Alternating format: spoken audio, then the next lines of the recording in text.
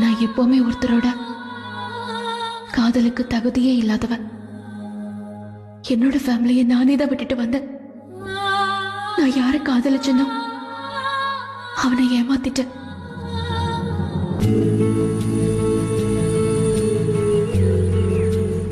அங்க சஞ்சய் எவ்வளவு கஷ்டப்படுறாரு. அவரோட குழந்தைக்காக எவ்வளவு துடிக்கிறாரு தெரியுமா? நீங்க சஞ்சய கஷ்டப்படுத்தணும்னு நினைச்ச மாதிரியே கஷ்டப்படு.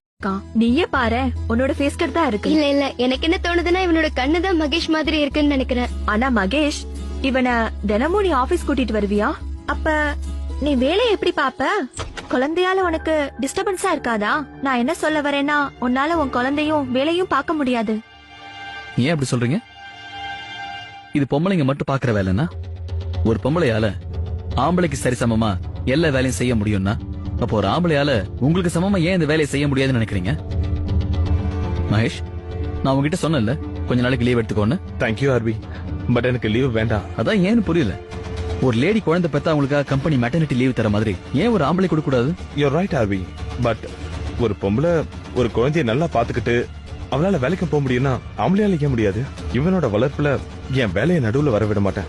அப்புறம் என்னோட வேலையில இவனோட வளர்ப்ப வர விட மாட்டேன். நான் பாத்துப்பேன். சரி, நீ குழந்தை தாராளமா ஆபீஸ் கூட்டு வரலாம். ஆனா கவனமா இரு. வேலை செஞ்சுக்கிட்டே